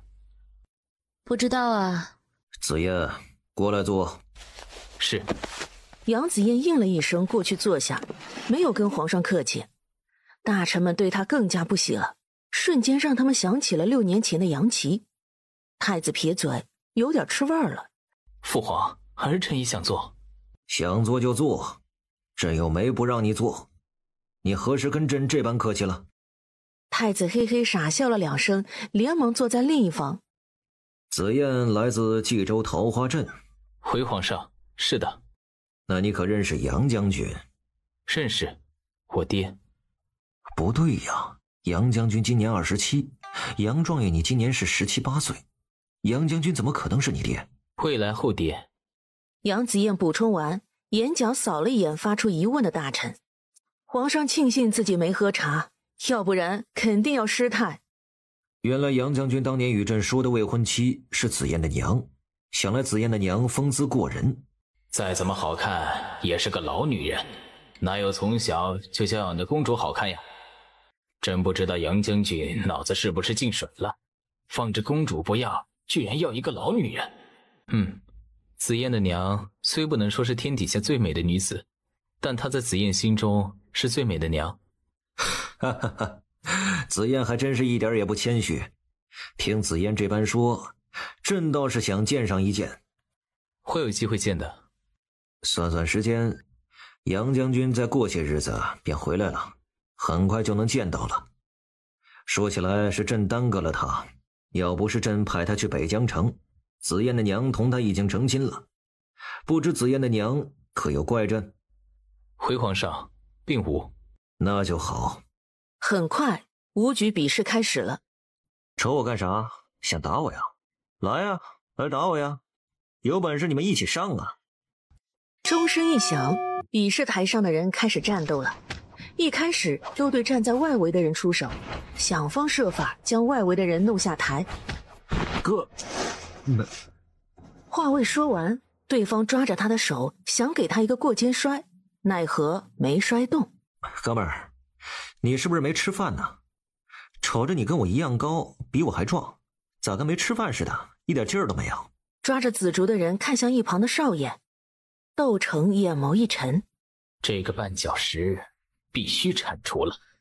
紫竹顺着哥们儿看的方向看过去，看到一个满眼阴毒的哥们儿，打量了一下衣着，瞬间明白是怎么一回事了。可惜了，你们碰到了你二爷。紫竹轻笑，反抓了那哥们儿的手一折，将人甩上天，最终落下了台。窦成立即对旁边2人使眼色。我要是你就立刻收手，然后坐山观虎斗，使其2败俱伤，再坐收其利。蠢货！最后2个字彻底的激怒了窦成，不仅让陪同的人围攻紫竹，就连他自己也上了。紫竹3两下就将窦成主仆3人丢下了台。他周围人见状纷纷远离他，也不去招惹他。瞅我干啥？想打我呀？来呀，来打我呀！有本事你们一起上啊！有窦成那个前车之鉴，大伙儿谁也没有冲上去干他，只能去找其他人泄愤了。唉，这些人胆子太小，没劲。说完就地而坐，从怀中摸出一包油炸豌豆米，就这么坐着吃。这一幕刺激到了在场比试的人，然后大家打得更激烈了。有意思，这小子比当年的杨琪还要有趣。当年杨琪即便是看出来了猫腻，也没这样干过。哈哈哈。紫燕看了一眼紫竹，便没有再看。这边皇上乐呵得很，隔壁余化乐呵不起来了。杨紫燕将这些人的嘴脸看在了眼里，但却并未放在心上。但角落里的那位大臣却引起了他的注意。紫燕，我瞅着那小子与你有几分相似，莫不是……回皇上，那是紫燕的弟弟紫竹。皇上睁大眼睛，虽然猜测到了，但得到证实后还是被震惊到了。比试第1场很快结束，杨紫竹没有跟他们一样争着去抽签，他等大家都抽完了再去抽。拿出箱子里最后一张纸条，打开一看，什么都没有。他抬头看向主考官，没有对手，你直接晋级第3轮，一旁坐着便可。自己不至于运气这么差吧？我想去方便一下。憋着。我娘说了，男人憋不得憋坏了影响以后日常生活，情况严重的话，以后会影响生育子女。我才15岁，我还没有娶媳妇儿，要是憋坏了我娶不到媳妇儿怎么办？胡说八道！我什么时候说过这样的话了？他这是败坏我的名声啊！娘默契，回家好好收拾二哥。哈哈哈，紫嫣呐，你这个弟弟好玩。紫嫣，你娘今日是不是也来了？不知，出门前母亲并未说过要来这里。伴君如伴虎，谁知皇上打的是什么主意？齐叔没回来之前，还是不要让皇上见到娘比较好。爷，不知道你喜欢什么口味的瓜子，小的每样都弄来了一些。上道有前途。爷若是没有其他吩咐，小的便退下了。退下吧。周围盯着紫竹的人，一个个眼神各异。蠢货！紫燕心底骂了一句，皇上也看出来了。百鬼楼的鬼市对紫嫣的弟弟似乎比对别人不同。有吗？紫嫣方才在喝茶，并未看到。紫燕装模作样的伸长脖子往下看。第2场比试结束也就到了晌午，比赛继续进行。哎，盒饭，卖盒饭啦！1荤1素的盒饭只要1两银子啦，你买不了吃亏，买不了上当。盒饭这么贵，你们都抢着买？贵有贵的道理，这里的饭你在外面可吃不到。楼上包间里，皇上看下面都在抢盒饭，他转头看向邱大人。邱大人还未动，一直在角落的大人倒是动了。皇上，臣去买饭。紫燕的唇角微不可见的扯动了一下。江北这个时候来了，摆上。吩咐完，笑对皇上说：“这是百鬼楼为皇上还有太子准备的午膳，皇上太子慢用。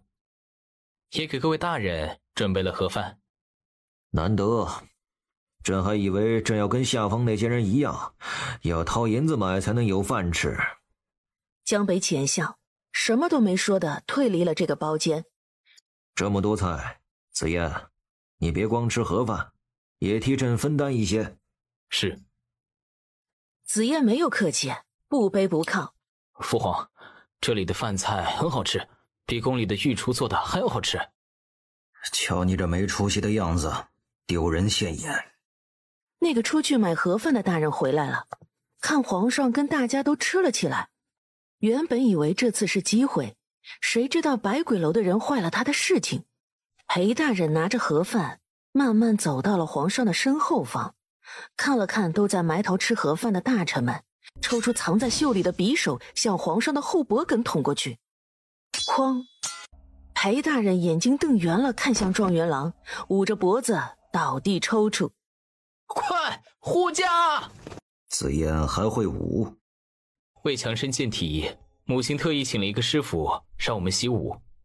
神强身健体？强身健体能有这么深厚的功力？此刻处理了。有我在啊，皇上要注意也是注意我。你这人怎么还吃得下饭呢？你知道你为什么会被狩猎失败吗？为什么？你太傻了。你太冒进了，你应该跟我一样苟着点儿，能省点力气就省点力气。说白了，你就是体力不太行。要是把体力提升上去，你也就不至于位居第5名。你懂什么？今天皇上在，要好好表现。万一皇上没注意到你，那你岂不是没了？我怎么就这么贱？为什么要过来跟这个傻缺说话？我觉得你可能真的没了。有我在啊，皇上要注意也是注意我。你看，第1场我甩飞了多少人，第2场直接什么都不用干，第3场你们都在拼命，我在吃饭。我这么另类，皇上要注意也是注意我呀。谢蔡文微张着嘴巴，竟然找不到任何反驳杨子竹的话了。空饭盒能换10文钱，麻烦帮我换一下。说完，人上了台。杨子竹前来讨教了。说完就出招，两人过招非常精彩。能看得出他师承何派吗？完全看不出。打得难分难舍的薛灵突然不打了。你怎么停下来了？薛灵认输。啊？我这是第1了？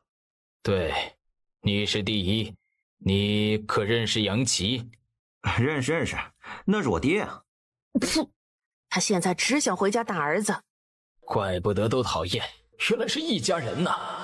你们同我走吧，还有1轮面试，面试过了再定最终的名次。哦，臣参见皇上。薛林跟第3名跟着行礼，只有紫竹在对大哥傻笑，还特别沙雕的向大哥挥手。行礼。哦。紫竹连忙学着他们给皇上行礼。杨子竹参见皇上。无需多礼。皇上出声，目光落在了杨子竹身上。杨子竹抬头看皇上在对他笑，他也咧嘴露出白牙对皇上想：二弟，你傻子眼过了吧？还是正常点吧。皇上呵呵笑出声，不耽误时间，直接问问题。一盏茶的时间后，杨子竹第1名，今年5状元。薛林第2名。杨子竹听到自己第1名的时候，整个人开始飘了。娘，我考上了，我是5状元。臭小子，还想不想娶媳妇了？想当老光棍是不是？紫嫣，你们娘也来了。紫嫣这就去找娘。不用，现在不是时候，还是等你们爹回来再见吧。是。松手。不松！别以为我不知道你打的什么主意，不就是想让杨小兄弟娶你家那个小哭包吗？要不然我给你们出个主意。啊？什么主意？民间不是有个那什么比武招亲吗？不如就这个比试台，你们比划比划，谁输了我就做谁女婿，如何？为何是谁输了就做谁女婿？自然是怕打不过了。我这人脾气不太好，万一哪天我失手把我媳妇儿给揍了，找个身手不好的岳家，我就不怕打了媳妇儿后被媳妇娘家找事儿了。臭小子，还想不想娶媳妇儿了？想当老光棍是不是？多谢2位老将军的喜欢。谁喜欢你了？是，2位老将军不喜欢我，那这里应该没有我什么事情了吧？余化在杨子竹离开后随后离开，跟着的子墨心里在想：我是不是应该去棺材铺子帮二哥选一口棺材啊？杨子竹前脚进家门，余化后脚到家。子墨，关大门。哦，大白天关门做什么？你猜关门干什么？总不能是要打我吧？恭喜你答对了。你说我该奖励你点什么好？还是别了吧，我不需要娘奖励什么。时候不早了，我去给娘准备晚饭，特别丰盛的晚饭。我吃个屁，气都让你气饱了。余化冲过去伸手抓人，结果抓了个空。娘，你别冲动，也别生气，一生气就会长皱纹，会变得不好看的。你还未出嫁，怎么能变丑？臭小子，你给老娘站住！我不要，我又不傻，站住就要挨打，我才不要挨打。杨子竹说完跑得更快了，跑到墙角边，他直接飞了出去。娘，我去买菜了，你消消气啊。臭小子，轻功又见长了啊，还真是长本事了。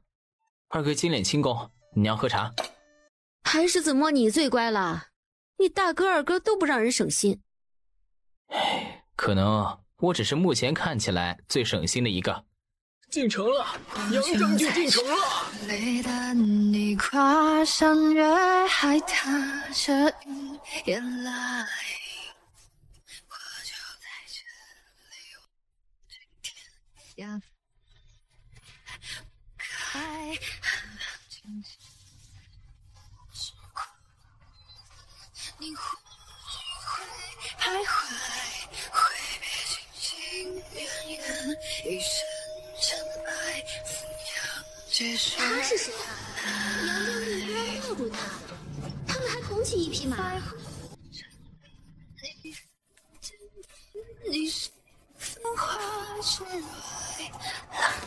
你放开我！一会儿还要进宫面授呢，你这样抱着我成何体统？不要，我想画画的紧，画画心好狠，2年了都没有去看过一次。画画，我要带你进宫，让皇上给咱们赐婚。3日后就成亲，我等不了了。余化抿着唇，回了一声好。宫中，被迫带到皇上和文武百官跟前的余化，行完礼后生无可恋。杨琪从怀中掏出了兵符，单膝跪地，将兵符双手举起。臣不负众望，完成了皇上派给臣的任务，兵符归还圣上。这杨琪是不是脑子进水了？谁拿了兵符不藏着掖着？杨琪，你可知你这样做的后果？你难道就不怕朕过河拆桥？臣信皇上，就像皇上信臣一样。很好，朕果然没有看错人。朕今日当着文武大臣们的面，封你为西朝镇国大将军，享一品，令赐婚你与于氏。听到皇上赐婚，杨琪就没有再听后面的话了。他转头对身边的余化傻乐。余化无语啊，直到皇上说完，他立即谢恩。后面皇上还赐了他一个1品诰命夫人，他知道自己这个诰命夫人是杨琪换来的。皇上，北国的质子同七公主还在外候着。按照历代规矩办就行了，无事就退朝吧，我牵着你回府。回府？你的还是我的？你的，我那地方太小了，新置办的宅子估计还没装整好。是吗？余化有点不信。是的，我要是骗你，我就是小狗，汪汪汪。突然狗叫，是在说你就是骗了我？怎么还没回来呀？菜都要凉了，再不回来我就要端去热一下了。哎呦，你们可算是回来了，再不回来我都要去宫门口接人了。紫竹过去齐叔身边，摸着齐叔身上的铠甲，比了比身高。齐叔，一会儿可不可以借我穿穿啊？回去我帮你穿。嘿嘿，我都这么大了，就不劳烦娘帮忙了。娘，推你的事，大哥跟三弟也有份儿，你不能只揪着我一个人整。你们现在是翅膀硬了，开始翻天了，居然将我从3楼推下来，咋的？是想弑母，然后好继承我的财产？哪能啊，我们从未惦记过娘你的钱。再说了，娘是啥身手，就3楼那点高度，哪能摔死娘你呀？再说了，不是还有我们齐叔吗？我们相信，不管娘你从多高的位置摔下去，齐叔也会毫不犹豫地接住你。齐叔，对吧？不管从多高的地方摔下来，我都会接住。你就惯着他们吧，等以后翅膀更硬了的时候，都能上天了。总比傻子强。齐叔，你太好了。既然这么好，你咋不叫爹？之前在人前叫爹，不是挺顺溜的吗？爹，你以后就是我亲爹。爹，你快把我娘给娶了，然后给我生个妹妹。宫中淑妃都30多还能生孩子，我娘肯定还能。湘子竹，我觉得你最近皮有点紧啊，我得给你松松啊。爹，救命！杨子竹向杨琪求救。杨琪笑了笑，哎呀，念在子竹这小子叫爹的份上，说什么也得救救啊。花花，别生气，咱们先进去吃饭，吃完饭再来跟他们算账，好不好？余花瞪了杨琪一眼。今天我心情好，就暂时放你一马，以后再惹我，我就新账旧账一起跟你算。是，还是谨记在心，保证以后再也不惹娘生气了。嘿嘿，七叔，长高了不少啊。有娘跟二哥，自然矮不了。再过2年，我应该就能长得和七叔你一样高了。有什么话，吃完饭之后再说吧。好，我们饭后说。你们呀，你们仨不就是我的嫁妆吗？娘，你看我这样帅不帅？像不像个大将军？听说子竹你得了今年的武状元。对啊，我是今年的武状元，皇上亲封的呢。我还跟别人说你是我爹了，都说虎父无犬子啥的。人家哪里说虎父无犬子了，一个个得知你是杨将军的儿子，就差把嫌弃2个字写在脸上了。这不能怪我，我啥也没干，就拒绝了他们的女儿，娶了一位公主。花花，我这可是为了你，你可不能嫌弃我。我要是嫌弃你，你现在还不知道在哪个旮旯里。紫竹的衣服你穿着还挺合身的，以后你两个倒是可以穿同一件衣服。好看吗？好看，就属你最好看啦。娘，你还没有回答我帅不帅？帅，就属你帅。少了一个最字，娘你太偏心了，也好敷衍。咋的？想跟我算账？不是，没有。没有就赶紧把这个换了，你也不嫌重。不要，我才穿上没一会儿，让我再过过眼。说完去别处晃荡了。正在此时，皇上赐婚的圣旨同诰命夫人的圣旨一起到了于府。福来公公先念了赐婚的圣旨，接着念诰命夫人的圣旨。二位接旨吧。谢主隆恩。咱家还需要回去复命，就先回去了。届时两位的喜酒可要记得请咱家喝。这家人得巴着点，以后前途无量啊！记得，回头一定请福来公公。届时福来公公要是没空，我就让人给福来公公送过去。好，那咱家可记得了。花花，你等着，我很快就筹备好婚礼。3日后我就来迎娶你。爹啊，你的马不要了吗？你够了，还没成亲你就叫上了，你要不要脸？我一男人我要什么脸？娘，齐叔说3天后来迎娶你，这来得及吗？我怎么知道？那娘你的嫁妆嘞？你们呀，你们仨不就是我的嫁妆吗？娶了我白捡3个大儿子，而且还有2个状元，这说出去谁家不羡慕啊？紫燕、紫墨无语，娘又开始不着调了。安啦，我空间里那些东西啊，随便搬一些出来，绑上大红花就行了，这哪里需要准备啊？再说了，当初你们齐叔给我的那些定亲聘礼还在，到时候我全都给弄出来，就那些东西也够有排场了。胭脂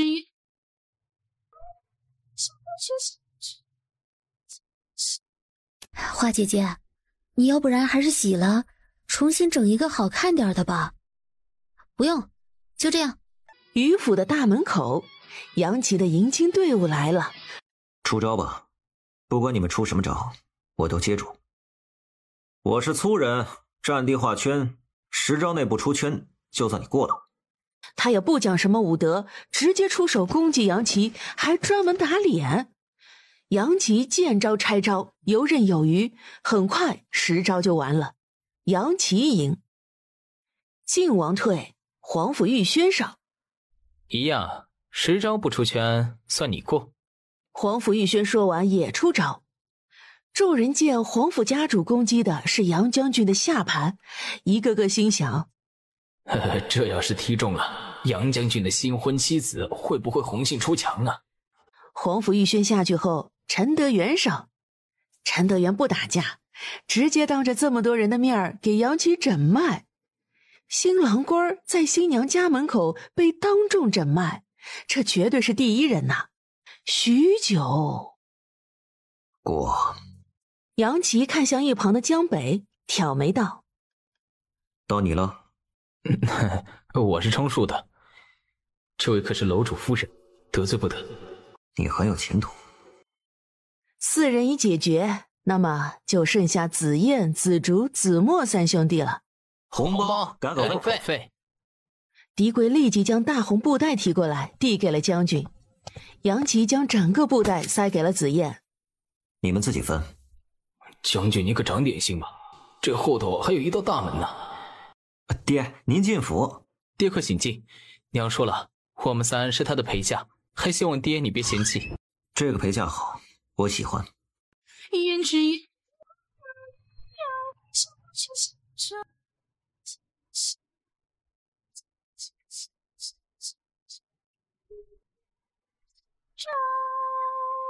花花，让你久等了。你饿不饿？我给你取下盖头，先。揭开盖头的杨琦声音截止，整个人仿佛被按了暂停键似的卡住了，一动不动。花花，你是真的会玩，居然在这么重要的日子里将自己丑化成这样。很丑吗？丑是丑了点，但只要是你，我都能接受。往后不管你变成何模样，我的心里装的都是你。嘴巴越来越会哄人了，让我尝尝是不是抹了蜜呀？